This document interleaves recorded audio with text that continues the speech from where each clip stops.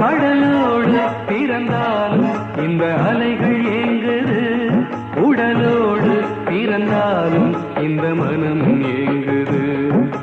மாமரத்து பூ எடுத்து மஞ்சம் ஒன்று போடவா, பூமரத்து நிழல் எடுத்து ஓலையாக்கி மூடவா.